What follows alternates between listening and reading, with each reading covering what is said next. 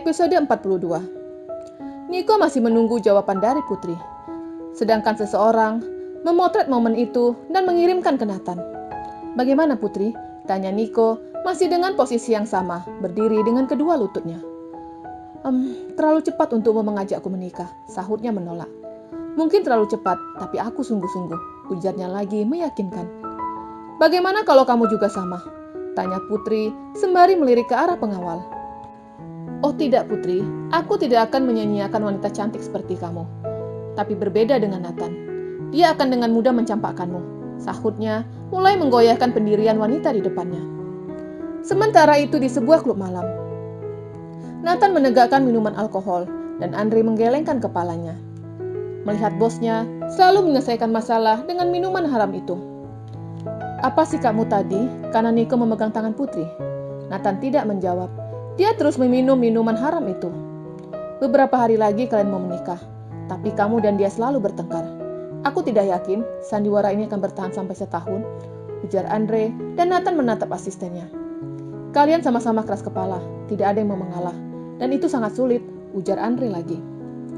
Nathan mengambil ponselnya dari saku jas dan membuka satu persatu pesan yang masuk, dan dia melihat satu nomor asing. Nathan membuka pesan itu dan melihat ada Niko berdiri di depan Putri dengan kedua lututnya. Kurang ajar, Nathan melempar gelas yang ada di tangannya ke lantai dan buru-buru meninggalkan klub malam itu. Di lobi apartemen, Niko masih terus mendesak Putri agar menerimanya, tapi wanita di depannya hanya diam.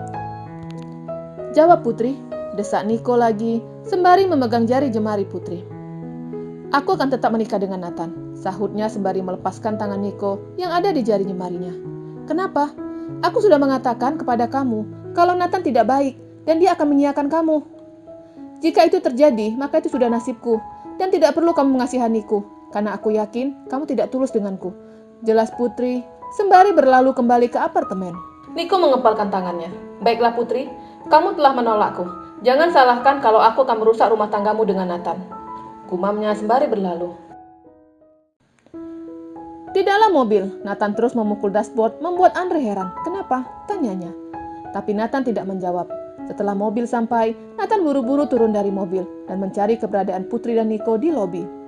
Karena tidak menemukan calon istrinya, pria itu segera ke apartemennya. Dan ketika melihat ada dua pengawalnya, Nathan segera memukul kedua pengawal itu. "Kenapa kalian membiarkannya keluar?" bentaknya, sembari memukuli dua pengawalnya. "Tenanglah," ujar Andre, sembari membawa Nathan masuk ke dalam apartemen. "Putri!" teriak Nathan, sembari mencari keberadaan calon istrinya di dalam kamar. Dia langsung membuka pintu kamar, dan ketika itu, Putri baru saja selesai mandi dan hanya mengenakan handuk. "Hei!" teriak Putri balik. "Apa kamu tidak tahu kegunaan pintu?" seru Putri, sembari menarik selimut dan menutup seluruh tubuhnya. "Kenapa kamu keluar dari sini?" Nathan berujar dengan nada marah. "Oh, itu masalahnya," sahut Putri, sembari duduk dengan santai di atas kasur. "Aku sudah mengatakan kepadamu untuk tidak keluar dari sini. Apa kamu takut aku kabur? Atau kamu takut Niko tergila-gila padaku? Aku tidak peduli jika dia tergila-gila padamu. Aku tidak mau keluar dari sini. Apa kamu dengar?" Nathan menekan intonasi bicaranya. "Iya, aku dengar. Sudah sana keluar. Handukku melorot," ujar Putri. Nathan menghela nafasnya, kemudian keluar dari kamar itu. Tapi dia teringat tentang adiknya yang berdiri cukup dekat di depan Putri. "Apa saja yang dikatakannya kepadamu?" Nathan penasaran. "Dia melamarku," sahutnya lagi. "Kurang ajar. Pasti karena kamu memberikan harapan kepadanya," teriaknya. "Halo, Bapak Nathan. Aku baru bertemu dengan keluargamu hari ini.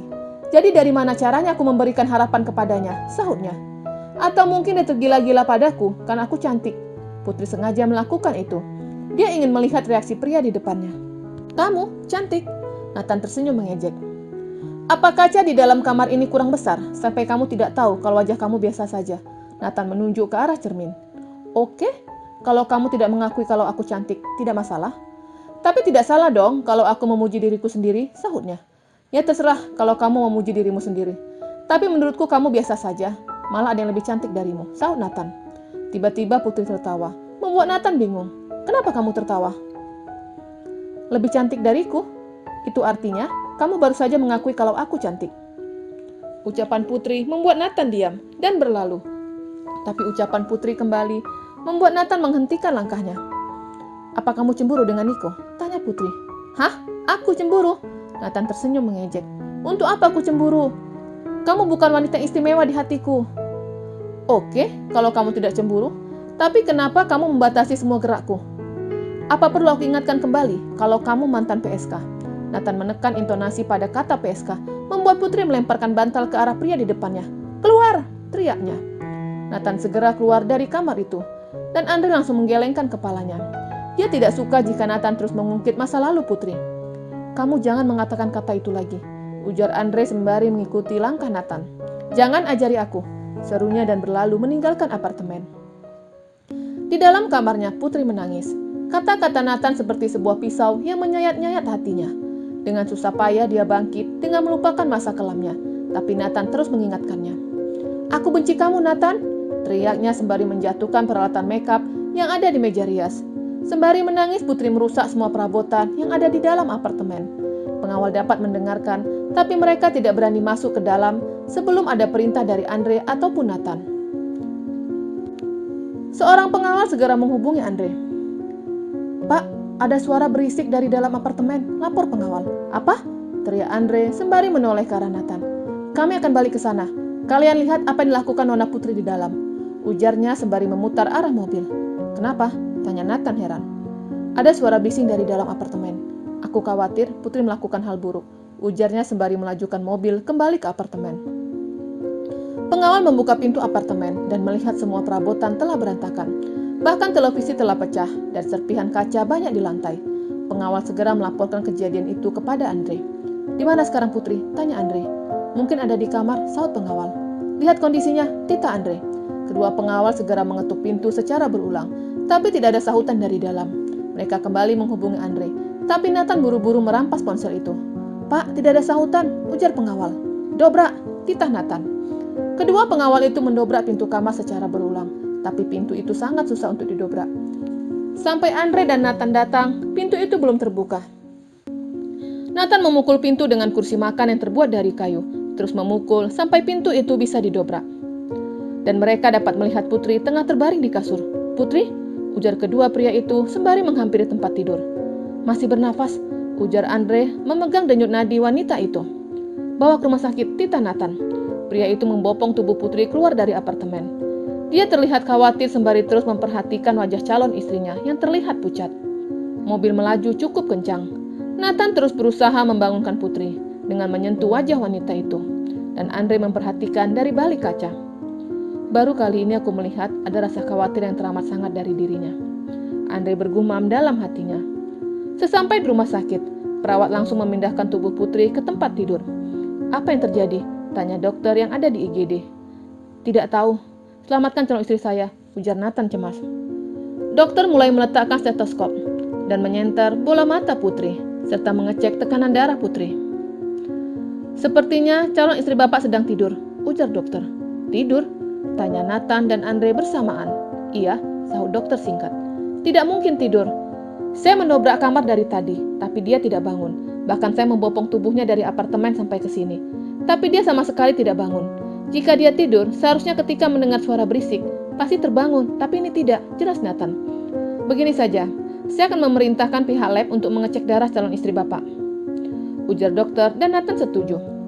Dokter menghubungi pihak lab untuk segera datang ke IGD.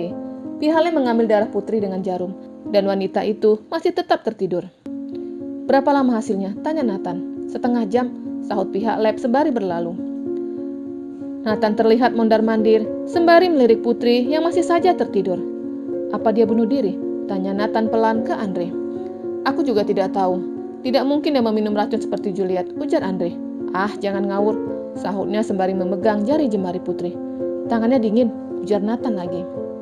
Iya, karena di sini pendinginnya lumayan kencang, sahut Andre asal agar mengurangi rasa kekhawatiran Nathan.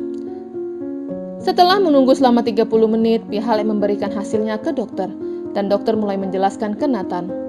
Seperti dari hasil pemeriksaan, calon istri Bapak meminum obat penenang.